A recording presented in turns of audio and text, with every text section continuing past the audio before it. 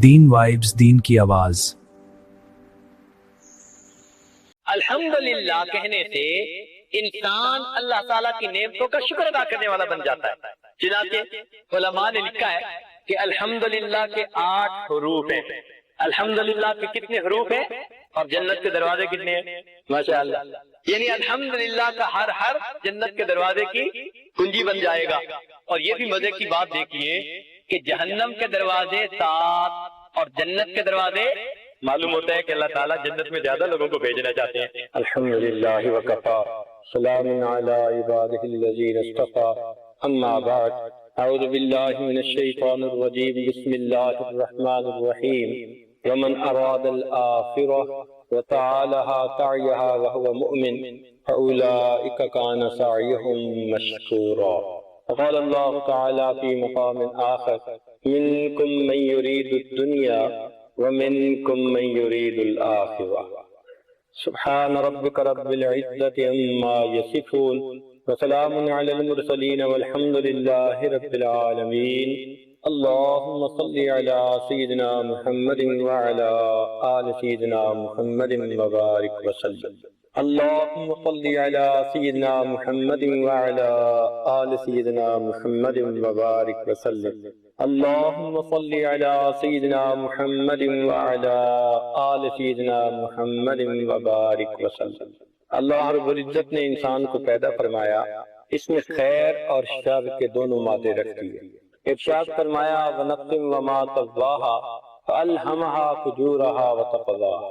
اس کے انسان کے اندر اللہ نے خیر کا مادہ بھی رکھ دیا، شر کا مادہ بھی رکھ دیا۔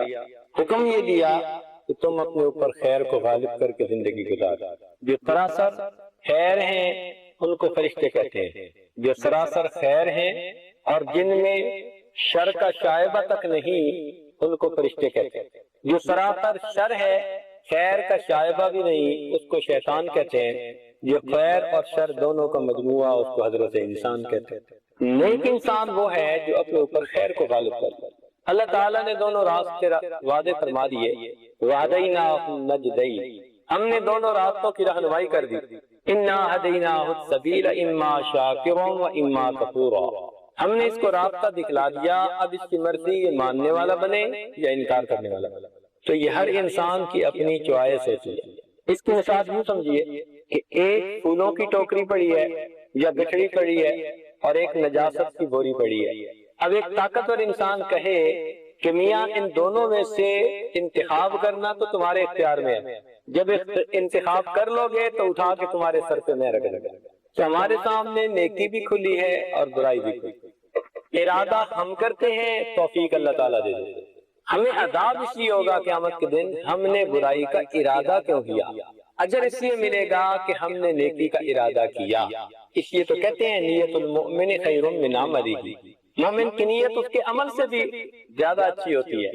یہیں پہ ایک نقطہ کھول دیا جائے کہ بعض لوگوں کے ذہن میں یہ خیال آتا ہے کہ انسان نے محدود زندگی کے اندر گناہ کیے یا کفر کیا کافروں نے، لیکن ان کو ہمیشہ ہمیشہ جہنم کی آگ میں جلایا جائے گا، جبکہ مومنوں نے محدود زندگی میں نیکی کی، ان کو ہمیشہ ہمیشہ جنت کے وعدے دیے جائیں گے۔ تو عقل میں یہ بات کھٹکتی ہے۔ علماء نے اس کا جواب نہیں لکھا، اس کی وجہ یہ ہے کہ کافر کے دل میں یہ نیت ہوتی ہے جب تک وہ زندہ رہے گا وہ اپنے کفر کے اوپر جمع رہے گا، جتنی بھی زندگی ہو۔ چونکہ نیت اس کی تھی کہ جتنی مرضی لمبی زندگی ہوتی وہ اسی پر ڈٹا رہتا، اللہ نے اس کی وجہ سے اس کو دائمی عذاب دے۔ اور مومن کی نیت یہ ہوتی ہے جتنی بھی زندگی ہوگی میں شریعت کے اوپر استقامت سے عمل کرتا رہا گا۔ کیونکہ نیت یہ تھی، اس لیے اللہ تعالیٰ نے محدود زندگی گزارنے کے باوجود ہمیشہ کی جنت کی نعمتیں عطا فرمائی۔ تو جو انسان نیکی کی طرف قدم اٹھاتا ہے اللہ تعالیٰ کی طرف سے اجر پاتا ہے۔ یہ انسان ہے تو خاک کی مٹھی، مگر پروردگار عالم نے اس میں اپنی محبت کا ایک ایسا حصہ رکھ دیا کہ جب وہ شامل ہو جاتا ہے تو یہ اوپر کو اٹھتا ہے، چڑھتا ہے، حتیٰ کہ یہ فرشتوں کو بھی پیچھے چھوڑ جاتا ہے۔ فرشتے بھی حیران ہوتے ہیں اس انسان کی عظمت پر۔ ہمارے سلطان علی نقشبندیہ کے بزرگ تھے خواجہ ابوالحسن خرقانی رحمۃ اللہ علیہ، وہ فرماتے تھے کہ 3 مواقع ایسے ہیں کہ فرشتے بھی انسان سے، مومن سے، اللہ کے ولی سے وہ ہیبت کھاتے ہیں۔ 3 موقع ایسے ہیں۔ سب سے پہلی بات کہ جب ملک الموت کو حکم ہوتا ہے کہ ان کی روح کو قبض کر لیجئے، تو وہ روح تو قبض کر رہے ہوتے ہیں، لیکن جیسے بڑے قیمتی کسی چیز کو ہاتھ لگاتے ہوئے بندہ ذرا مرعوب ہوتا ہے، تو ملک الموت کی روح نکالتے ہوئے مرعوب ہوتے ہیں اللہ کے اس دوست کو تکلیف نہ پہنچ جائے۔ اور دوسرا، جب وہ بندہ نیک اعمال کرتا ہے اور کرامن کاتبین وہ نیک اعمال اس کے نام اعمال میں لکھتے ہیں، حیران ہوتے ہیں کہ اس بندے کے ساتھ نفس کی مکاریاں بھی ہیں، شیطان بھی پیچھے پڑا ہوا ہے، کتنا عظیم انسان ہے، اتنے خلوص کے سجدے کرتا ہے، اللہ کے اعمال کرتا ہے کہ اس کے عمل پر اللہ اتنے بڑے بڑے اجر اس کو عطا فرماتے ہیں۔ تو فرشتے اس کے اجر کو دیکھ کر حیران ہو جاتے ہیں۔ اور تیسرا فرماتے تھے کہ قبر کے اندر جب منکر نکیر آتے ہیں سوال پوچھنے کے لیے، تو اگرچہ وہ سوال پوچھ رہے ہوتے ہیں، مگر سوال پوچھتے ہوئے بھی ان کے دل پر اللہ کے ولی کی ایک ہیبت ہوتی ہے، عظمت ہوتی ہے۔ تو فرشتے بھی حیران ہوتے ہیں اس انسان کی عظمتوں پر کہ باوجود اس نے اپنے نفس کی علائشوں کے اور گندگیوں کے کس طرح اللہ رب العزت کو راضی کرنے کے لیے اعمال۔ اس لیے حدیث پاک میں آتا ہے کہ جب انسان نیک اعمال کرتے کرتے اللہ تعالیٰ کا مقرب ہو جاتا ہے، اللہ تعالیٰ فرماتے ہیں یتقرب الی عبدی بالنوافل، بندہ نیک کاموں کے ذریعے سے میرا مقرب ہو جاتا ہے، حتی احبہ، حتیٰ کہ میں اس سے محبت کرنے لگ جاتا ہوں۔ پھر جب میں محبت کرتا ہوں دعا جبرائیل، اللہ تعالیٰ جبریل علیہ السلام کو بلاتا ہے، فرماتے ہیں جبرائیل میں فلاں بندے سے محبت کرتا ہوں، تو جبریل علیہ السلام فرشتوں کے اندر جا کر اس بات کا اعلان کر دیتے ہیں۔ جیسے ہی اعلان ہوتا ہے سب فرشتے اس بندے سے محبت کرنی شروع کر دیتے ہیں۔ پھر جبریل علیہ السلام آسمان یہ دنیا پہ آتے ہیں، زمین پہ آتے ہیں، اور یہاں آ کر پھر وہی اعلان کرتے ہیں۔ اب یہ اعلان جب ہوتا ہے، حدیث پاک کے الفاظ ہیں ثم یودع لہ القبول فی الارض، پھر اللہ تعالیٰ زمین میں اس کے لیے قبولیت رکھ دیتے ہیں۔ لوگ اس سے واقف نہیں ہوتے، لیکن اس کے چہرے کی طرف دیکھتے ہیں تو گرویدہ ہو جاتے ہیں، محبت کرنے لگ جاتے ہیں۔ سبحان اللہ، اس کے چہرے سے اس کی مسیحائی کا پتہ چل جاتا ہے۔ اللہ تعالیٰ کی محبوبیت دیتے ہیں، وہ جنگل میں جا کر رہے تو منگل کا تما بن جائے، وہ غیروں میں جا کر رہے تو اپنوں کے اپنے بن جائیں۔ اللہ تعالیٰ ان کو ایسی قبولیت دے دیتے ہیں۔ حضرت انور شاہ کشمیری رحمت اللہ علیہ کے بارے میں آتا ہے کہ کچھ ہندوؤں نے ان کا چہرہ دیکھا، کلمہ پڑھ لیا۔ اب ان کے رشتہ داروں نے کہا کہ تم نے یہ کیا کام کیا؟ تو جب انہوں نے کہا تو ان کلمہ پڑھنے والوں نے حضرت کشمیری کے چہرے کی طرف اشارہ کر کے کہا کہ یہ چہرہ ہمیں کسی جھوٹے انسان کا چہرہ نظر نہیں آتا، یہ چہرہ کسی جھوٹے انسان کا چہرہ نہیں آتا۔ اللہ تعالیٰ ان کے چہرے پر ایسی سبائی عطا فرما دیتا ہے، تجلیات دے دیتا ہے، نور دے دیتا ہے کہ بیگانے لوگ بھی ان کو اپنا سمجھنے شروع کر دیں، بلکہ ان کو دیکھ کر بے اختیار اللہ یاد آتا ہے۔ الذین اذا رؤوا ذکر اللہ، وہ بندے جن کو تم دیکھو تو تمہیں دیکھنے سے ان کو اللہ یاد آئے۔ تو یہ کون لوگ ہیں؟ جنہوں نے اپنے آپ کو بنایا، سنوارا، اپنے اوپر خیر کو غالب کر لیا۔ اور جو انسان خواہشات کے پیچھے لگ جاتا ہے، نفس اور شیطان کی اتباع کرنی شروع کر دیتا ہے، تو یہ انسان دنیا میں بھی پریشان اور آخرت کے بھی پریشان۔ خسر الدنیا والآخرہ ذالک هو الخسران المبین۔ اب اس کی مثال ذرا سمجھیے کہ بعض لوگ جو صحت مند ہوتے ہیں ان کا رخ بالکل ٹھیک ہوتا ہے۔ ذرا سمجھنے کی بات، کچھ لوگوں کو لقوہ کی بیماری ہو جاتی ہے۔ اب جس کو لقوہ کی بیماری ہو جائے تو اس کا چہرہ سیدھا نہیں رہتا، ٹیڑھا ہو جاتا ہے۔ لقوہ کی وجہ سے ان کا بیلنس ٹھیک نہیں ہوتا، ٹیڑھا ہو جاتا ہے۔ کچھ لوگوں کو آپ نے دیکھا ہوگا کہ ان کی نگاہیں دونوں فوکس ٹھیک نہیں ہوتی، ان کو بھینگا کہتے ہیں۔ اب ایک ہے صحت مند انسان، ایک ہے بھینگا انسان کہ رخ ادھر ہے لیکن نگاہیں دیکھ ادھر رہی ہیں۔ تو ایک صحت مند انسان ہوا، ایک بھینگا انسان ہوا، ایک لقوے کا مریض ہوا کہ لقوے کے مریض کا چہرہ اس طرح سے مسخ ہو جاتا ہے کہ ایک طرف کو اس کا چہرہ پھر جاتا ہے۔ اور ایک بیماری ہے اس کو ٹیٹنس کہتے ہیں۔ ٹیٹنس کا مریض کا یہ حال ہوتا ہے کہ وہ دیکھ ادھر رہا ہوتا ہے اور اس کا چہرہ بالکل اس طرح پھرا ہوا ہوتا ہے، بالکل پھرا ہوا ہوتا ہے۔ چنانچہ ایک ملک میں اس عاجز کے پاس ایک مریض کو لایا گیا۔ اب بھی میں سوچتا ہوں تو میرے رونگٹے کھڑے ہوتے ہیں۔ اس آدمی کا چہرہ اس کے پشت کی طرف تھا اور جب وہ چل کے آ رہا تھا تو پشت کی طرف اس کا چہرہ اور لوگ اس کو پکڑ کے لا رہے تھے۔ تو حیران ہو گیا کہ یہ اس کا چہرہ کس طرح ہے۔ وہ کہنے لگے جی اس کو ایک ایسی مرض ہو گئی ہے کہ بالکل اس کے چہرے کا رخ پھر گیا۔ اتنا وہ خوفناک قسم کا منظر تھا کہ اگرچہ اس کو چند لمحے دیکھا، لیکن اس وقت بھی میں سوچتا ہوں تو جسم میں جھرجھری آ جاتی ہے۔ بالکل سینہ ایک طرف ہے اور پوری گردن یوں مڑ کے اس کا چہرہ بالکل دوسری طرف ہے۔ اب یوں سمجھیے کہ جو بندہ شریعت و سنت پہ تھوڑا سا پھرا ہوا ہے، تھوڑے سے گناہ کرتا ہے، باقی شریعت پر عمل، تو یہ ہے بھینگے کی طرح کہ زیادہ حصہ تو شریعت پر عمل کیا، کہیں کہیں نفس شرارتیں کر جاتا ہے، یہ بھینگے انسان کی طرح۔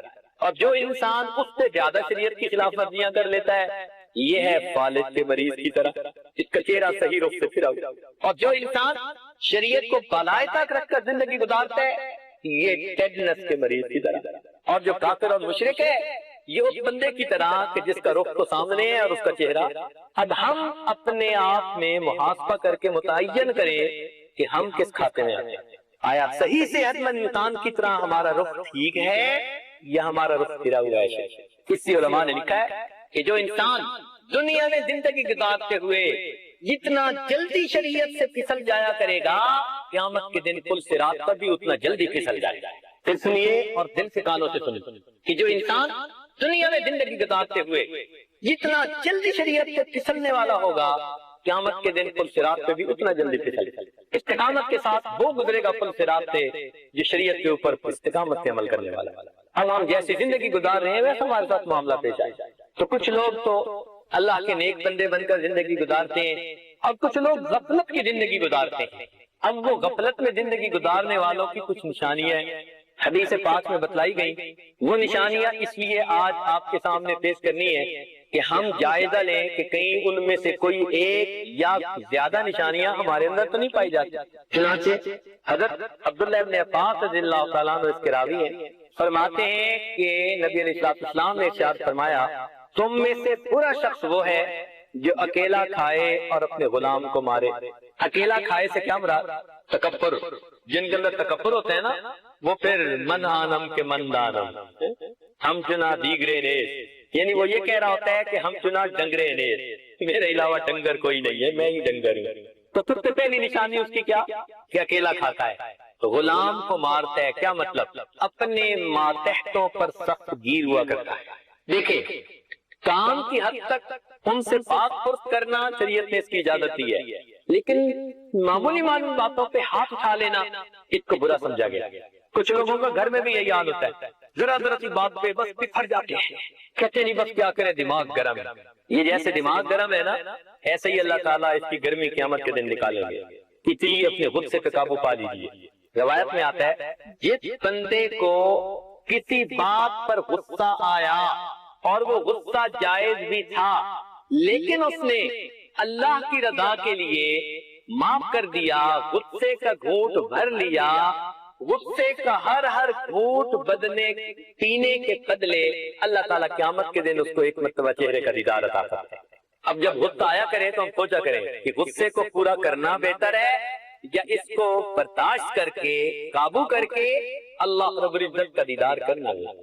تو جب آپ اس وقت یہ سوچا کریں گے نا تو غصے پہ قابو پانا آسان ہوگا۔ ویسے بھی حدیث پاک میں آتا ہے جو انسان کتنا جلدی دوسروں کا عذر قبول کرتا ہوگا، اللہ تعالیٰ قیامت کے دن اس کے عذروں کو اتنا جلدی قبول فرما لے، اور جو انسان کتنا جلدی دوسروں کو معاف کر دینے والا ہوگا، اللہ تعالیٰ قیامت کے دن اس کو اتنا ہی جلدی معاف فرما لے۔ حضرت اقبال رحمۃ اللہ نے ایک حکایت لکھی ہے، فرماتے ہیں کہ ایک آدمی کی بیوی سے کوئی غلطی ہو گئی، اب وہ کوتاہی ایسی تھی کہ اگر وہ چاہتا تو طلاق دے دیتا، گھر بھیج دیتا یا اسے مار پیٹ کرتا، حق پہنچتا تھا، لیکن اس نے سوچا کہ چلو اللہ کی بندی ہے، غلطی کر بیٹھی، میں اللہ کے لیے معاف کر دیا، اسے معاف کر دیا۔ کچھ عرصے کے بعد اس آدمی کی وفات ہوئی، وفات کے بعد وہ کسی کو خواب میں نظر آیا، اس سے پوچھا سناؤ بھائی آگے کیا بنا؟ کہنے لگا اللہ کی میرے اوپر رحمت ہوئی۔ کون سا عمل پسند آیا؟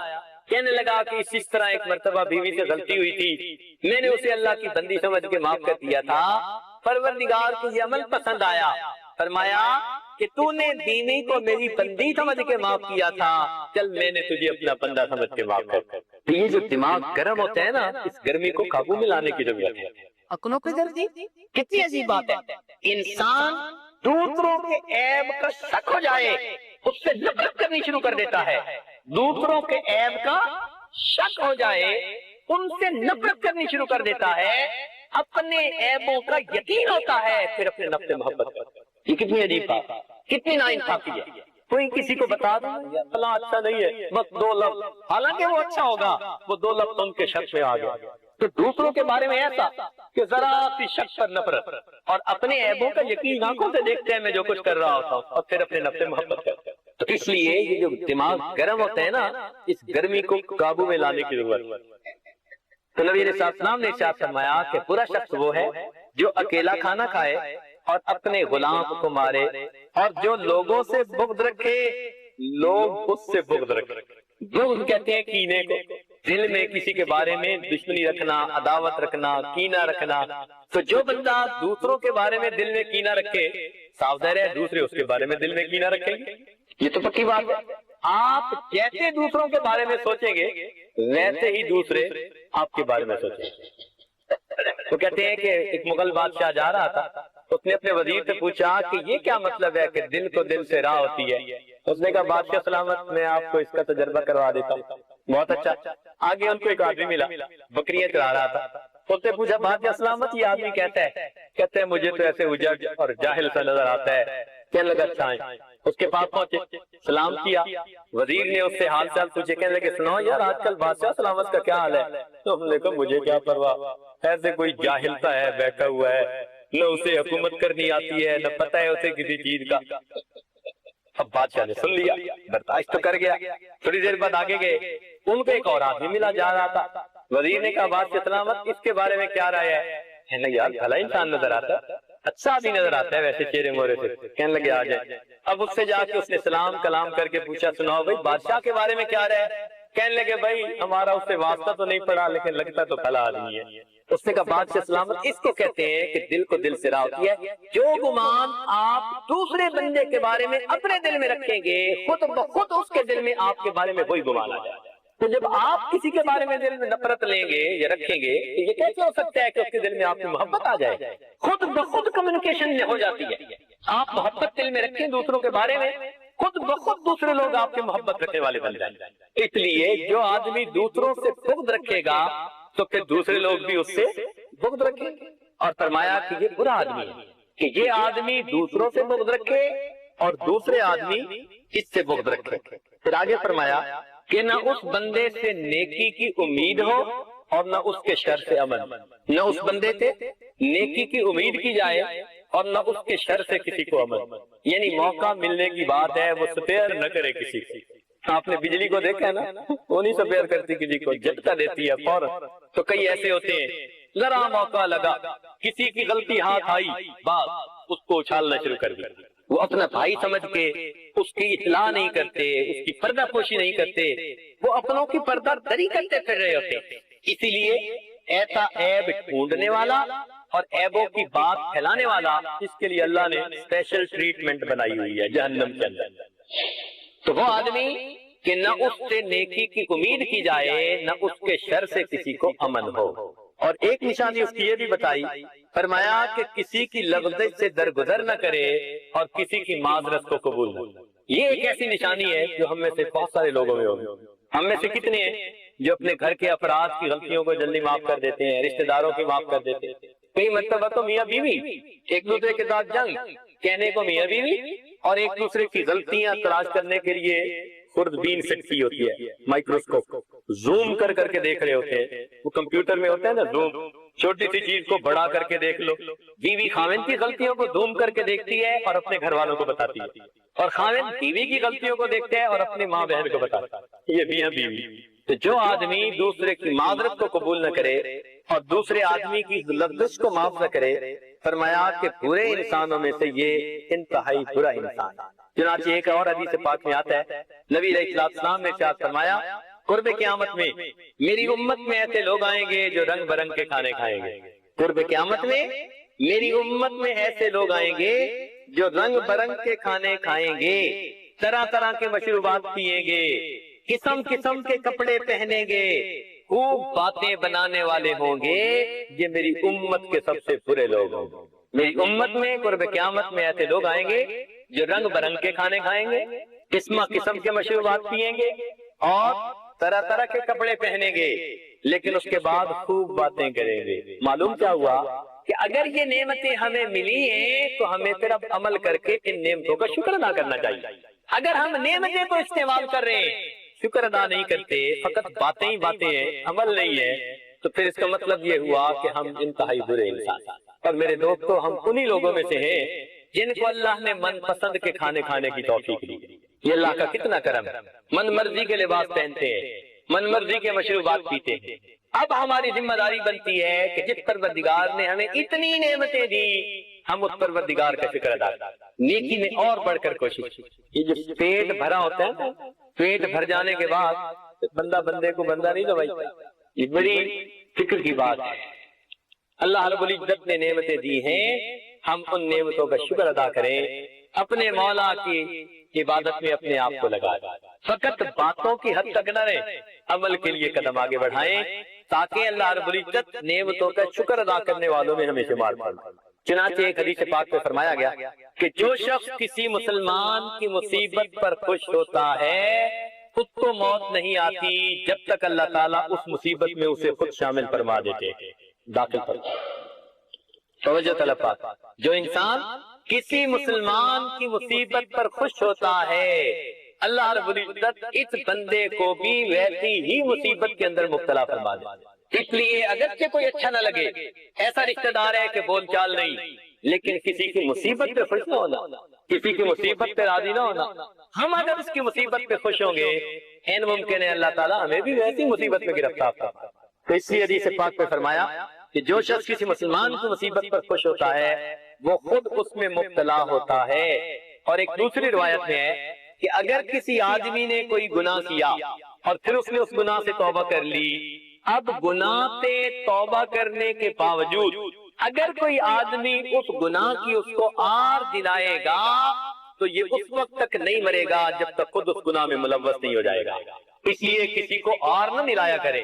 ٹھیک ہے برا تھا، اس نے توبہ کر لی، جب پروردگار نے توبہ قبول کر لی تو آپ کیوں نہیں اس کو معاف فرما رہے؟ آپ کیوں نہیں معاف فرما؟ اور یہ تو شکر ہے کہ اللہ نے توبہ کا معاملہ اپنے ہاتھ میں دیا ہے. بندوں کے ہاتھ میں ہوتا تو کبھی معاف نہ کرتے، کبھی معاف نہ کرتے. یہ تو اللہ کے حوصلے ہیں. سبحان اللہ کہ انسان کتنے بڑے بڑے گناہ کرتا ہے، پروردگار کا در پھر بھی اس کے لیے کھلا رہتا ہے. اللہ تو اس لیے کسی آدمی کو کسی گناہ کا آر نہ دلایا کرے. اگر کسی کی اولاد نافرمان بن گئی تو آپ اپنی اولاد پہ مغرور نہ ہو، اللہ تعالیٰ آپ کی اولاد کو بھی ویسا بنا دے. ہمیشہ ذہن میں رکھیے we can put up on the other side of the table. سمجھے؟ جس نے آج میز کے اس طرف بٹھایا ہے نا وہ کل میز کے اس طرف بھی بٹھا سکتا ہے. کتابوں میں ایک واقعہ لکھا ہے، ایک دولت مند انسان تھا، اس نے ایک بہت خوبصورت لڑکی سے شادی، محل نما مکان تھا، کھانا کھا رہا تھا بیوی کے ساتھ بیٹھا ہوا، دروازے پہ کسی فقیر نے آواز لگائی. اس کی بیوی نے ایک عورت تھی، اس کی عادت تھی کہ دروازے پہ جب بھی کوئی فقیر مانگنے آتا وہ اس کو ضرور کچھ نہ کچھ دیتی تھی. تو جب اس نے صدا لگائی تو بیوی نے پوچھا کہ آپ اجازت دیں تو میں ایک روٹی فقیر کو دے آتی ہوں. کہا ٹھیک ہے. اب وہ دینے گئی تو 1 منٹ 2 منٹ لگ ہی جاتے. تو جب واپس آئی تو اس کا موڈ بڑا اپسیٹ تھا، برسنا شروع کر دیا. یہ لوگ کمینے اور ذلیل ہوتے ہیں، مانگنے آ جاتے ہیں، کام نہیں کرتے، کماتے نہیں، فلاں نہیں کرتے.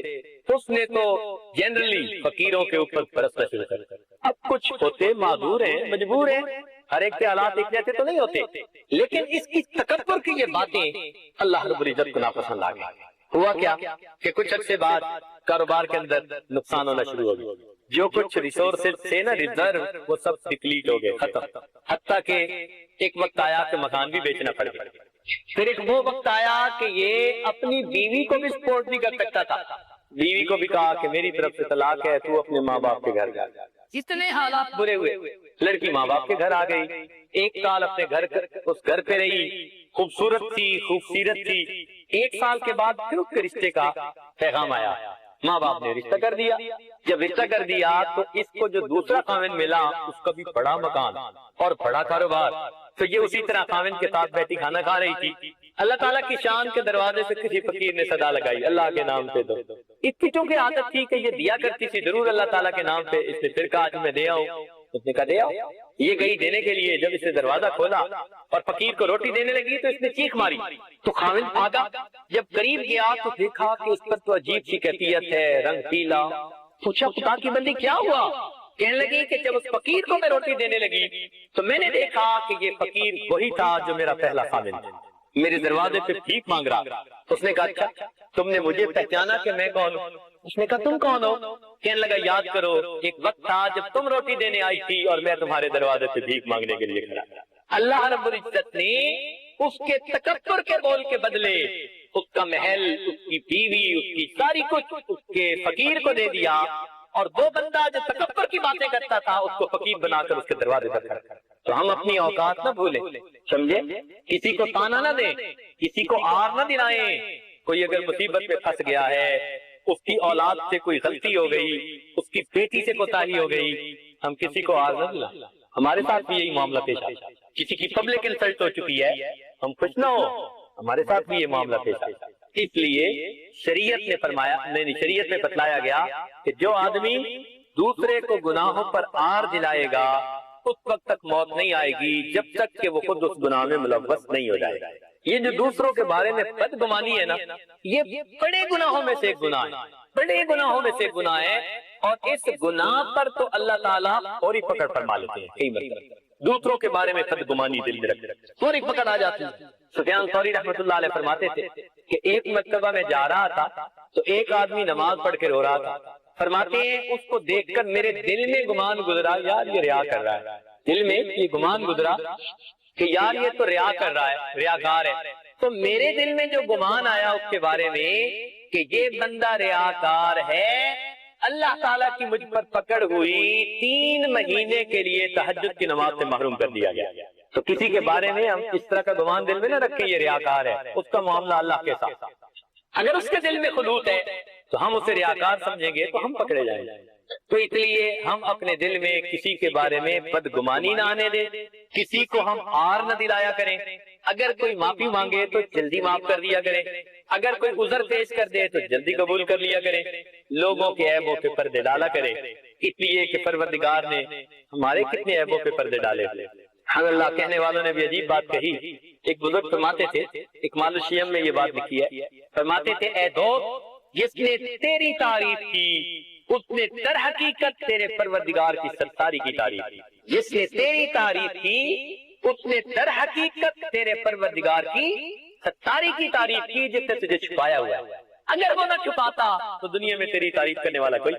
تو جو ہماری تعریف ہو رہی ہوتی ہے یہ ہماری نہیں ہو رہی ہوتی تعریف، یہ حقیقت میں پروردگار کی ستاری کی تعریف ہو رہی ہوتی ہے۔ تو اس لیے ہم ایمان والوں کے بارے میں حسن ظن رکھیں، نیک گمان، اچھا گمان رکھیں، اس دن کو یاد رکھیں جس کی صبح کو قیامت کا دن کہا جاتا ہے۔ اور ان تمام بیماریوں کا ایک علاج ذکر کثرت سے کرنا۔ یہ جتنی بیماریاں بتائی گئی ہیں نا، بدگمانی اور تکبر اور کینہ اور حسد اور بغض اور شہوت، تمام بیماریوں کا ایک علاج اس کو کہتے ہیں کثرت ذکر۔ نبی علیہ السلام نے کیا فرمایا؟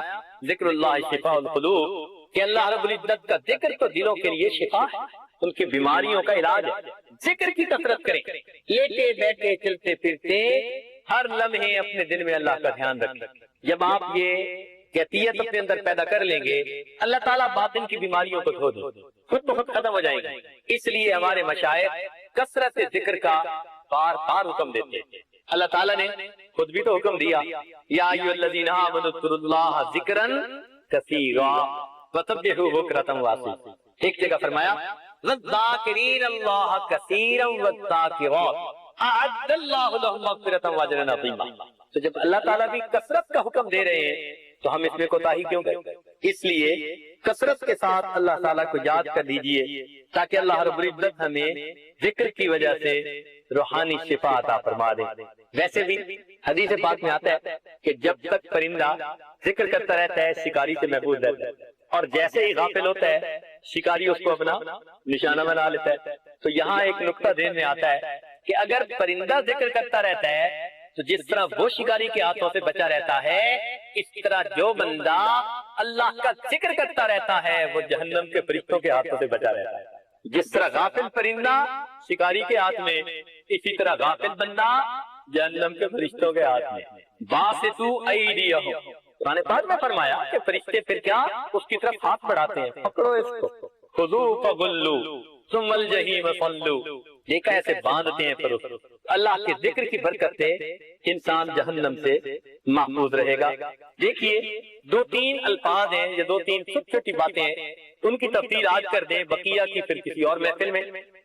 ایک ہے ہر کام سے پہلے, اچھے کام سے پہلے بسم اللہ پڑھنا. اب یہ سنت مبارکہ ہے, لیکن ایک چھوٹا سا عمل بھی ہماری زندگی میں نہیں ہوتا. ہم کبھی پڑھ لیتے ہیں, کبھی نہیں پڑھتے, اہتمام نہیں ہوتا. حالانکہ بسم اللہ پڑھنے کی اتنی برکات ہیں کہ کوئی حد نہیں. مفسرین نے لکھا ہے کہ عربی زبان میں اسم کے 7 مختلف معانی ہیں. عربی زبان میں اسم کا لفظ جو ہے وہ 7 مختلف معنی میں استعمال ہوتا ہے. ایک اس کا مطلب نام, ایک اس کا مطلب کیا ہے نام, اور ایک اس کا مطلب برکت. تو جب ہم بسم اللہ کہہ رہے ہوتے ہیں تو ایک ترجمہ تو یہ بنے گا اللہ کے نام کے ساتھ, اور ایک ترجمہ یہ بنے گا اللہ کی برکت کے ساتھ. ہم نے اپنے بڑوں کو دیکھا, عورتیں اٹھتے بیٹھتے اللہ کی برکت سے, یہ اللہ کی برکت, اللہ کی برکت یوں کہا کرتی تھی. اصل میں وہ عورتیں بسم اللہ کا ترجمہ کہہ رہی ہوتی تھی. تو جب ہم بسم اللہ سے ہر کام شروع کریں گے, کیونکہ ہم نے اللہ کی برکت سے وہ کام شروع کیا, اللہ تعالیٰ اس سے برکت عطا. اللہ کا نام بھی برکت والا, اللہ تعالیٰ کی ذات بھی برکت والا. چنانچہ فرمایا تبارک اسم ربک, برکت والا نام ہے تیرے رب کا. تو اللہ کا نام بھی برکت والا, تبارک اسم ربک. اور ایک جگہ فرمایا تبارک الذی بیدہ الملک, برکت والی ہے وہ ذات جس کے ہاتھ میں ہے ملک. تو اللہ تعالیٰ کی ذات بھی برکت والی, اللہ تعالیٰ کا نام بھی برکت والا. تو جب کسی کام کو اللہ تعالیٰ کے نام سے شروع کریں گے, اللہ تعالیٰ کی برکتیں اس کام میں شامل ہو جائیں. اس لیے بسم اللہ پڑھنے کی عادت کثرت سے ڈالیے. ہمارے ہاں اس لیے عادت نہیں ہے, اٹھتے بیٹھتے کوئی کام کرتے بسم اللہ جو ہے اس کو پڑھنے کی عادت ڈالیں, اس کی برکتیں ہوں گی. بلکہ حدیث پاک میں تو یہ بھی آتا ہے اگر کوئی آدمی اپنے جسم سے لباس ہٹانا چاہے اور وہ اس سے پہلے بسم اللہ پڑھ لے تو پھر وہ جنات کی نظر سے اوجھل ہو جاتا ہے, شیاطین اس کو نہیں دیکھ سکتے. تو یہاں سے ایک نقطہ ذہن میں آتا ہے کہ جس طرح بسم اللہ کی برکت سے انسان دنیا میں جنوں کی نظر سے اوجھل ہو گیا, اسی طرح اگر بسم اللہ کثرت سے پڑھتا ہوگا قیامت کے دن جہنم کے فرشتوں کی نظر سے اوجھل ہو جائے گا. اللہ تعالیٰ اس کو محفوظ فرما لے. اچھا دیکھیے بسم اللہ الرحمن الرحیم, اس کے اگر حروف دیکھیں نا تو وہ 19 بنتے ہیں. بسم اللہ الرحمن الرحیم, با سین میم, اس طرح کر کے گنے تو حروف کتنے بنتے ہیں, کتنے بنے حروف 19 بنے. اور جہنم کے داروغے کتنے ہیں, جہنم کے داروغے کتنے ہیں, سبحان اللہ, اللہ کی شان. بسم اللہ کے حروف بھی 19 بنتے ہیں, اور جہنم کے جو داروغے جن کے ہاتھ میں لگامے ہوں گی وہ بھی کتنے ہیں, 19 ہیں. ہر حرف جہنم کے ایک داروغے اور اس کے درمیان آڑ بن جائے گا. اس لیے بسم اللہ ہر کام میں پڑھنے والا جہنم کے ان سزا دینے والے فرشتوں کی نظر سے اوجھل کر دیا جائے. بسم اللہ الرحمن الرحیم میں الفاظ کتنے ہیں, 4 الفاظ کتنے ہیں, ایک جسم کا لفظ, اسم کا لفظ, اور ایک اللہ کا, اور ایک الرحمن, اور گناہ بھی 4 طرح کے ہوتے ہیں. ظاہری گناہ, باطنی گناہ, دن میں کیے یا رات میں کی, 4 ہی طرح کی پاسبلٹیز ہو سکتی ہیں. تو 4 الفاظ ہیں, 4 ہی طرح کے گناہ ممکن ہیں. علماء نے لکھا جو بندہ کثرت سے اپنی زندگی میں بسم اللہ الرحمن الرحیم پڑھنے کا عادی ہوگا, اس کے یہ 4 الفاظ 4 طرح کے گناہوں کی بخشش کا سبب بن جائے گا. اللہ تعالیٰ اس کے گناہوں کو معاف فرما دے. اور ویسے بھی دیکھیے کہ انسان کے جسم میں گناہ کرنے والے اعضاء کتنے ہیں, 7 ہیں. اگر گنے نا ہاتھ, پاؤں, آنکھیں, کان, زبان, منہ جو ہے, دماغ, یہ 7 آدھ شرمگاہ 7 بنتے ہیں. اور جہنم کے دروازے کتنے, 7 اعضائے گناہ ہیں اور 7 ہی. تو جب 7 اعضائے گناہ ہیں اور 7 ہی جہنم کے دروازے ہیں تو کیوں نہ ہم بسم اللہ الرحمن الرحیم کثرت سے پڑھیں تاکہ اللہ تعالیٰ قیامت کے دن ہمیں جہنم کی عذاب سے معافی عطا فرمائے. اس کے 19 حروف جہنم کے 19 داروغوں اور ہمارے درمیان میں آڑ بن جائیں. اچھا ایک بات ہے کہ جب کسی آدمی کا خط آتا ہے نا تو خط کے شروع میں جو لکھتے ہیں نا اسی سے پتہ چل جاتا ہے کہ اس کا موڈ کیسا ہے. اگر وہ آدمی ناراض ہو نا تو خط کی ابتدائی ذرا ایسے لفظوں سے کرتا ہے کہ جس سے ناراضگی ہوتی ہے, اور اگر محبت ہو اس میں تو میرے پیارے پیارے بیٹے, کہ بھئی باپ کے دل میں بڑی شفقت ہے. تو خط کے عنوان سے ہی خط لکھنے والے کے ارادے کا پتہ چل جاتا ہے. بالکل اسی طرح بسم اللہ الرحمن الرحیم یہ پورے قرآن کا عنوان ہے, ابتدا اس سے ہو رہی ہے. اب ہم اگر اس پر غور کریں تو یوں معلوم ہوتا ہے کہ پروردگار فرماتے ہیں بسم اللہ الرحمن الرحیم، چونکہ اس میں رحمت کے دونوں ناموں کا تذکرہ کر دیا، معلوم ہوا اللہ کا ارادہ بندوں کے بارے میں خیر کا، ورنہ تو بسم اللہ الواحد القہار بھی کہہ سکتے تھے، ہو سکتا تھا یا نہیں؟ یوں فرما دیتے بسم اللہ الواحد القہار، بسم اللہ القہار الجبار، نہیں، قہار اور جبار کی بات نہیں تھی، بات کی تو کس کی؟ رحمان کی۔ اور یہ بھی مزے کی بات کہ اللہ تعالیٰ کے 99 صفاتی نام ہیں، اور ہر نام اللہ تعالیٰ کی ایک صفت کی طرف اشارہ کرتا ہے۔ فقط رحمت وہ صفت ہے کہ جس صفت کی طرف اللہ کے 2 نام اشارہ کرتے ہیں، تو یہ اس بات کی دلیل ہے کہ رحمت کی صفت دوسری صفات پر غالب ہے، باقی ہر صفت کے بدلے ایک نام، اور رحمت کی صفت کے بدلے تو 2 نام، تو اسی لیے نا کہ ہے بہت زیادہ، اس لیے فرمایا ان رحمتی وسعت کل شیء، میری رحمت ہر چیز سے زیادہ وسیع۔ تو دیکھیے ہر کام میں بسم اللہ پڑھنے کی عادت ڈالیے، یہ نہیں کہ فقط کھانے سے پہلے بسم اللہ، ہر کام میں، کوئی بھی کام ہے، اچھا کام ہے، آپ اس میں بسم اللہ پڑھنے کی عادت ڈالیے، پھر آپ کی زندگی کے اندر برکتیں آئیں گی۔ اسی طرح الحمدللہ کہنے کی عادت ہم میں بہت کم، کہیں کہیں کہہ دیتے ہیں، ہر وقت نہیں کہتے۔ الحمدللہ کہنے سے انسان اللہ تعالیٰ کی نعمتوں کا شکر ادا کرنے والا بن جاتا ہے، چنانچہ علماء نے لکھا ہے کہ الحمدللہ کے 8 حروف ہیں۔ الحمدللہ کے کتنے حروف ہیں اور جنت کے دروازے کتنے ہیں؟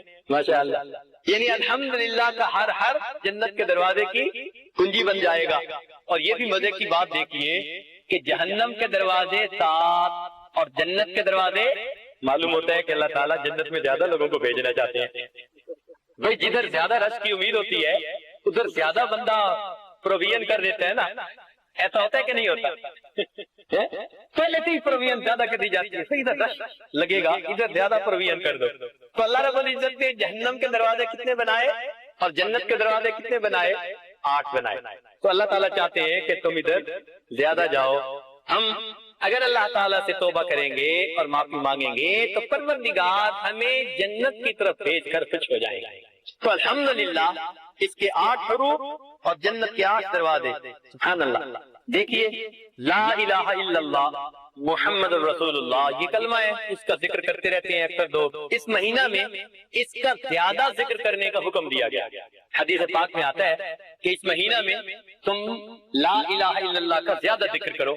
لا الہ الا اللہ کے 12 حروف بنتے ہیں، لا الہ الا اللہ کے 12 حروف بنے، سبحان اللہ۔ لا الہ الا اللہ کے کتنے حروف بنے؟ اور محمد الرسول اللہ کے بھی 12 حروف بنے، سبحان اللہ۔ اس کا مطلب یہ ہوا کہ جو آدمی دوام کے ساتھ لا الہ الا اللہ کا ذکر کرے گا، اس کے 12 حروف ہیں، اللہ اس کے بدلے 12 مہینوں کے گناہ معاف فرمائیں گے۔ اور جو لا الہ الا اللہ کا ذکر کرتے ہوئے محمد الرسول اللہ بھی وقتاً فوقتاً پڑھے گا، تو دونوں کے ملا کے کتنے حروف بنے؟ اللہ تعالیٰ 24 گھنٹوں کے گناہ معاف فرما دیں گے۔ تو لا الہ الا اللہ کا ذکر کثرت کے ساتھ کیجئے۔ دیکھیے لا الہ الا اللہ محمد رسول اللہ، اس میں کہیں نقطہ نہیں نظر آتا، کوئی نقطے والا حرف نہیں ہے۔ کیا مطلب؟ کہ جس طرح یہ لفظ نقطے کو برداشت نہیں کر سکتا، اسی طرح پروردگار عالم کسی شریک کو برداشت نہیں کر سکتے، نہ ذات میں نہ صفات میں۔ اللہ اپنی خدائی میں یکتا ہے اور نبی علیہ السلام اپنی مصطفائی میں یکتا ہے، تو حروف کا نقطہ کوئی نہیں۔ اور ایک اور عجیب بات علماء نے لکھی کہ یہ جتنے حروف ہیں نا لا الہ الا اللہ، یہ سارے کے سارے حروف جوف دہن سے نکلتے ہیں۔ لا الہ الا اللہ حروف شفوی ان میں سے کوئی نہیں ہے کہ ہونٹوں سے نکلے۔ کوئی ہے لا الہ الا اللہ میں؟ آپ اس کو پڑھ کے دیکھیے، آپ کے ہونٹ سے کوئی لفظ نکل رہا ہے؟ نہیں نہ نکلتا۔ تو لا الہ الا اللہ کے حروف کہاں سے نکلتے ہیں؟ منہ کے اندر سے نکلتے ہیں۔ تو اس میں نقطہ رکھ دیا، اے میرے بندے، جس طرح اس کلمے کے حروف تیرے منہ کے اندر سے نکلتے ہیں، قبول ہوتے ہیں، اسی طرح اگر تیرے دل کے اندر سے یہ نکلیں گے تو پھر ہمارے ہاں قبول ہو جائیں گے۔ تو ادائیگی بھی منہ کے اندر سے اور قبولیت بھی دل کے، جی ہاں۔ اگر حروف شفویہ ہوتے ہیں نا تو لوگ کہتے ہیں جی ہونٹوں سے نکلتے ہیں، بس ہم بھی اپنے ہونٹوں سے بات کرتے ہیں، تمہارا نہیں، اندر کی بات۔ اس لیے دل کے اندر سے جب انسان لا الہ الا اللہ پکارتا ہے، اللہ رب العزت پھر اس کے گناہ کو معاف فرما دیتے ہیں۔ تو ایک علاج تو ہے باطنی بیماریوں کا، کہ ذکر کی کثرت کریں، اور دوسرا علاج یہ ہے کہ ہم نیکوں کی صحبت اختیار کریں۔ دوسرا علاج کیا ہے کہ ہم نیکوں کی صحبت اختیار کریں۔ یہ نیکوں کی صحبت انسان کی باطنی اصلاح کا سب سے بڑا سبب بن جاتی ہے۔ جیسے مقناطیس کے پاس لوہا رہے نا تو اس میں بھی مقناطیسیت آ جاتی ہے، بالکل اسی طرح اللہ والوں کی صحبت میں انسان اگر رہے تو اس کے اپنے دل میں بھی نور آ جاتا ہے، معرفت آ جاتا ہے۔ موٹی سی بات ہے کہ اصحاب کہف کا کتا اولیاء کے ساتھ چلا تھا، ان اولیاء کی برکت سے اللہ تعالیٰ نے کتے کے ساتھ بھی جنت کا وعدہ فرما لیا۔ تو اگر ایک کتا اولیاء اللہ کی صحبت اختیار کر لیتا ہے، پروردگار کی رحمت سے وہ محروم نہیں رہتا۔ ہم اگر اولیاء اللہ کی صحبت اختیار کریں گے تو ہم اللہ کی رحمت سے کیسے محروم ہیں؟ اور یہاں ایک تفسیر میں عجیب نکتہ لکھا، فرمایا گیا کہ قرآن پاک میں ہے کہ بھئی غار کے اندر اصحاب کہف ہیں اور کتا ان کے سامنے ان کے دروازے پر ہاتھ پھیلائے بیٹھے۔ اب سوچنے کی بات ہے، اولیاء اللہ موجود ہیں، دروازے پر کتا ہاتھ پھیلائے بیٹھا ہے، وہ کتا اللہ کی رحمتوں سے محروم نہیں ہوتا۔ اے انسان، جب تو اللہ کے در پر ہاتھ پھیلائے گا پھر تو اللہ کی رحمتوں سے کیسے محروم ہوگا؟ تو ہم اللہ کے در پر ہاتھ پھیلائیں اور اللہ سے اللہ ہی کو مانگا کرے۔ چنانچہ جہاں کتے کی بات تھی وہاں اللہ تعالیٰ نے فرمایا کہ 3 وہ ہیں اور چوتھا ان کا کتا ہے، لیکن جب مومنوں کی بات کی اللہ فرماتے ہیں کہ اگر تم 3 ہوگے تو چوتھا کون ہوگا؟ فرق دیکھیے، سبحان اللہ۔ کتے کا جہاں تذکرہ ہے وہاں فرمایا یقولون ثلاثۃ رابعہم قلبہم، کہ کہتے ہیں کہ جی وہ 3 ہیں، 3 تھے اور چوتھا ان کا، ارے اس کے بارے میں تو یہ کہا جا رہا ہے کہ 3 وہ تھے، چوتھا کتا تھا، لیکن مومن تو اپنی شان دیکھ۔ اللہ تعالیٰ تیرے بارے میں فرماتے ہیں کہ اگر تم کہیں پر 3 ہوگے تو پھر چوتھا کون ہوگا؟ تو جب چوتھا پروردگار ہوگا تو پھر ہماری کامیابی تو یقینی ہے، اللہ تعالیٰ کی ہمیں قرب نصیب ہو جائے گی۔ اس لیے ہمیں اللہ کا ذکر کثرت سے کرنا چاہیے اور اللہ والوں کی صحبت کو اختیار کرنا چاہیے، یہ بڑی نعمت۔ دیکھیے ابرہا نے بیت اللہ پر چڑھائی کرنے کے ارادے سے مارچ کیا تھا تو اللہ تعالیٰ نے ابابیلوں کو بھیجا، ترمیہم بحجارۃ من سجیل، تو انہوں نے کنکر پھینکی۔ ابرہا نے کس پر قبضہ کرنے کی کوشش کی تھی؟ بیت اللہ پہ۔ تو پھر اللہ تعالیٰ نے کن کے ذریعے حفاظت کی؟ ابابیلوں سے۔ اور ابابیل کیا بنے؟ خدائی لشکر کیا بنے؟ اور اللہ نے ان کا تذکرہ کس میں کیا؟ قرآن مجید میں۔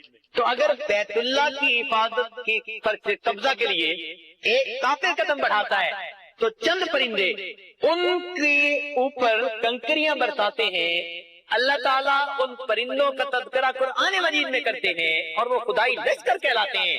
اے بندے، شیطان تیرے دل پر قبضہ کرنے کے لیے آگے بڑھتا ہے، اب تو لا الہ الا اللہ کے ذریعے اس شیطان کے ساتھ جنگ کر اور اس کو تہس نہس کر دے، اللہ تعالیٰ تجھے بھی اپنے خدائی لشکروں میں شامل فرما لے۔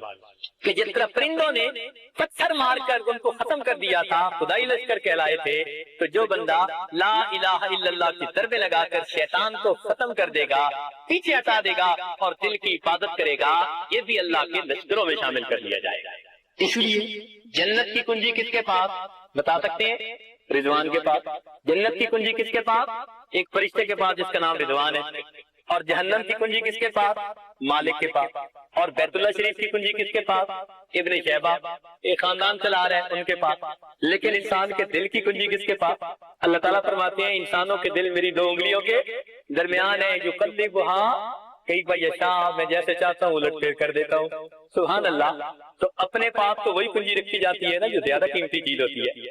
آپ نے دیکھا ہوگا نا عورتیں گھر کی باقی کنجیاں تو نوکروں کو بھی ہاتھ میں دے دیتے ہیں، لیکن جو جیولری کی کنجی ہوتی ہے وہ اپنے پاس رکھتی ہیں۔ معلوم ہوا انسان کا دل اتنا قیمتی ہے، پروردگار نے اس کی کنجی فرشتوں کو بھی نہیں دی، اپنے ہاتھ میں رکھی۔ اے اللہ، جب اتنا یہ قیمتی دل ہے تو آپ اپنی رحمت سے اس کو بھر دیجئے اور قیامت کے دن اس کو قبول فرما دیجئے۔ تو ہمیں اس دل کی حفاظت کرنے کی ضرورت ہے۔ اللہ رب العزت بندے سے اس کا دل مانگتے ہیں، ہے نا؟ عجیب بات دیکھیں، با لکھنے میں لیٹی ہوئی نظر آتی ہے نا، لیٹی ہوئی نظر آتی ہے، الف کھڑی نظر آتی ہے۔ الف سے بات یاد آئی کہ ایک صاحب نے اپنے بچے کو مکتب بھیجا، تو جب پہلے دن پڑھ کے آیا تو اس نے بیٹے سے پوچھا کہ بیٹے تجھے استاد نے کیا سبق دیا؟ کہنے لگا استاد نے پڑھایا الف خالی ہوتی ہے۔ استاد نے کیا پڑھایا، اور واقعی جو الف کی طرح ہوتا ہے نا خالی ہوتی ہے، تو چھوٹے بچے نے کیسی نصیحت، کہتے ہیں جی استاد نے پڑھایا الف خالی ہوتی ہے لیکن با لیٹی ہوئی ہوتی ہے۔ اب عام حالات میں با کو لکھیں گے تو با کے نیچے نقطہ لگے گا اور یہ لیٹی ہوئی ہوگی، لیکن اگر آپ قرآن مجید میں دیکھیں بسم اللہ الرحمن الرحیم کے شروع میں جو با ہوتی ہے نا وہ لیٹی ہوئی نہیں ہوتی، کھڑا ہوتی ہے، اس کے نیچے نقطہ۔ عام حالات میں با لیٹی ہوئی تھی، لیکن جب با اسم کے ساتھ جڑی تو با کو لیٹنے کی بجائے اللہ نے کھڑا کر دیا۔ اے انسان، اے مومن، جب با اللہ کے نام کے ساتھ جڑتی ہے، لیٹی ہوئی با کو اللہ کھڑا کر دیتے ہیں، جب تو اللہ کی ذات کے ساتھ جڑے گا اللہ تجھے کیوں نہیں کھڑا فرما دے؟ تو اللہ کے نام کے ساتھ جڑنے کے بعد کوئی لیٹا نہیں رہ سکتا، پھر اللہ تعالیٰ اسے عزتیں دیتے ہیں، پھر اسے مقام دیتے ہیں۔ اللہ رب العزت ہمیں اپنے ذکر کی توفیق عطا فرما دے اور اپنے پیارے اولیاء اللہ کی صحبت سے فائدہ اٹھانے کی توفیق عطا فرما دے۔ وآخر دعوانا ان الحمدللہ رب العالمین۔ تھوڑی دیر کے لیے مراقبہ کر لیجیے۔ انسان جب اپنے اندر جھانکتا ہے اسے اپنی اصل تصویر نظر آتی ہے۔ اپنے من کے دریچے کو کھولیے، اپنی اصل تصویر کو دیکھیے۔ مومنا ذکر خدا کسی یار کو، مومنا ذکر خدا کسی یار دو، تابعہ بیتر تو عالم آبرو، ذکر کن ذکر تا ترا اجانا، ذکر کن ذکر تا ترا جانا، پاکیے دل سے ذکر رحمانا، یک چشم زدن غافل ادا شاہ نباشی، شاید کہ نگاہ کند آگاہ نباشی، ماہر چه خواندهیم فراموش کردهیم، ماہر چه خواندهیم فراموش کردهیم، الا حدیث یار کے تکرار می کنم، اللہ اللہ ایچ شیری ہست نام، اللہ اللہ ایچ شیری ہست نام، شیر و شکر می شود جانم تمام، اللہ اللہ ایچ شیری ہست نام، شیر و شکر می شود جانم تمام، اللہ اللہ کیسا پیارا نام ہے، اللہ اللہ کیسا پیارا نام ہے، لا الہ الا اللہ، سبحان ربی العظیم، اللہم صلی علی سیدنا محمد وعلی آل سیدنا محمد وبارک وسلم، ربنا ظلمنا انفسنا وان لم تغفر لنا وترحمنا لنکونن من الخاسرین، اے مالک ہمارے گناہوں کو معاف فرما، خطاؤں سے درگزر فرما، ہمارے عیبوں کی پردہ پوشی فرما، رب کریم ہماری اصلاح فرما، ہماری باطنی بیماریوں کو دور فرما، اللہ ہمارے اندر سے کینہ حسد تکبر کو دور فرما، اے اللہ خود پسندی کو دور فرما، ریاکاری کو دور فرما، اے اللہ ہم بیماریوں کا گھر بنے پڑے ہیں، اللہ ہمارے ساتھ رحمت کا معاملہ فرما، اے مالک ہمارے ساتھ کرم کا معاملہ فرما، ہمیں دے اے اللہ دیکھنے میں ہم انسان ہے اور دے اور ویسے کاموں کے اعتبار سے حیوان ہے، پروردگار میں صحیح معنوں میں انسان بنا اور چند زندگی کے دن اپنی یاد والے گزارنے کی توفیق عطا فرما، اے اللہ رمضان مبارک کا یہ مہینہ آپ کی طرف سے سنہری موقع ہے، وہ بھی گزرتا چلا جا رہا ہے، دن اپنے دن گزر رہے ہیں، ہم اے اللہ ٹھیک لوگ جیسے تھے ویسے ہی ہیں، میرے مولا ہمارے دل کو بدل دیجئے۔ اللہ جب دل کی کنجی آپ نے کسی اور کو نہیں دی، اپنے ہی پاس رکھی ہے، تو میرے مولا اس دل کو کھول دیجئے، اپنی معرفت کا خزانہ بنا دیجئے۔ اللہ اس دل پر اپنی تجلی ڈال دیجئے، اس کو اپنی محبت سے بھر دیجئے، محبت کے نشے میں چور کر دیجئے۔ اے مالک ہمارے ساتھ کرم کا معاملہ فرمائیے۔ اے اللہ یہ اعتکاف والے آپ کے در پر پڑے ہیں، میرے مولا اپنے در کے بھکاریوں کو تو ہر بندہ کچھ نہ کچھ دے ہی دیتا ہے، میرے مولا ہم نے تو بڑا در دیکھا، اس کو پکڑ کے بیٹھے ہیں۔ رب کریم رحمت فرمانا، ہماری چولیوں کو بھر دینا، ہماری کوتاہیوں سے درگزر کر دینا، اور رب کریم یہ دن ہمارے لیے قیمتی بنا دینا، ہماری آنے والی زندگی کو گزری زندگی سے بہتر بنا دینا۔ میرے مالک ہماری ان دعاؤں کو اپنی رحمت سے قبول فرما لینا۔ رب کریم سب کی پریشانیوں کو دور فرما۔ اے اللہ جو دوست احباب اپنے احوال بتاتے سناتے رہتے ہیں، ان کی جتنی بھی پریشانی ہے ان کو دور کر دیجئے، ضروریات ہیں ان کو پورا کر دیجئے۔ اے اللہ جتنا دل میں خوف ہے اس کو دور کر دیجئے۔ رب کریم جو اٹکے ہوئے کام ہے ان کا ہونا آسان کر دیجئے، جو الجھے ہوئے کام ہے ان کو اپنی رحمت سے سلجھا دیجئے۔ اللہ گھر بار کی پریشانیوں کو دور کر دیجئے، اے اللہ اولاد کی پریشانیوں کو دور کر دیجئے، میرے مولا دربار کی پریشانیوں کو دور کر دیجئے۔ اے رب کریم ہمارے ساتھ رحمت کا معاملہ فرمائیے، اے رب کریم ہمارے ساتھ رحمت کا معاملہ فرمائیے، ہماری ان دعاؤں کو اپنی رحمت سے قبول فرمائیے، ہمیں اخلاق محمدی کا نمونہ عطا فرما دیجئے۔ اے اللہ ہمیں نماز کی حضوری عطا فرما دیجئے، اے اللہ تلاوت کا شوق عطا فرما دیجئے، اے اللہ ہمیں رات کی آخری پہر کے مناجات کی لذت عطا کر دیجئے، ایمان حقیقی کی حلاوت عطا کیجئے۔ اے اللہ ہمیں اپنا خوف عطا فرما تاکہ ہم گناہوں سے بچ سکیں، اے اللہ ہمیں اپنی ملاقات کا شوق عطا فرما تاکہ ہر نیک کام بڑھ چڑھ کے کر سکیں۔ پروردگار ہمارے ساتھ رحمت کا معاملہ فرما، اے مالک ہمارے ساتھ کرم کا معاملہ فرما، اے اللہ ہمارے ساتھ رحمت کا معاملہ فرما، اے اللہ ہماری ان دعاؤں کو اپنی رحمت سے قبول فرما۔ اے اللہ آپ کے محبوب نے بتلایا کہ افطار کے وقت میں جب روزے دار آدمی دعا مانگتا ہے اس کی دعائیں قبول ہوتی ہیں۔ مالک ہماری زبانیں جھوٹی سہی، ہم مکار سہی، میرے مولا بے عمل سہی، مگر آپ کے سچے محبوب کی سچی باتیں تو سچی ہیں۔ اللہ انہوں نے چونکہ فرمایا دعائیں قبول ہوتی ہیں، اللہ ان کی نسبت کی لاج رکھتے ہوئے ہماری دعاؤں کو قبول کر لیجئے، میرے مولا ہماری دعاؤں کو قبول کر لیجئے، اور آج کے اس دن میں ہمیں جہنم کے چاند داغ سے چھڑا دیجئے، اور آج کے اس دن میں ہمیں جنت عطا فرما دیجئے، اور ہم سے راضی ہو جائیے، ہمارے اہل خانہ سے راضی ہو جائیے، ہمیں دین کی محنت کے لیے قبول کر لیجئے، پوری زندگی دین پر گزارنے کی توفیق عطا فرما دیجئے۔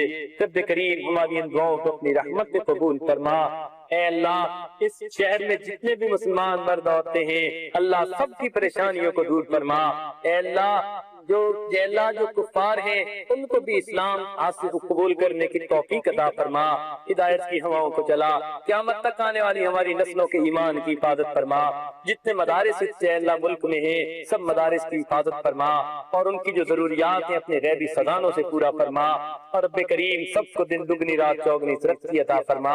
دور دور سے جو دوست احباب اللہ آئے ہوئے ہیں ان کے آنے کو قبول فرما، اور اس کے بدلے ان کا پل صراط پہ چلنا آسان فرما، اور اے اللہ قیامت کے دن ان کو اپنے پسندیدہ بندوں میں شامل فرما۔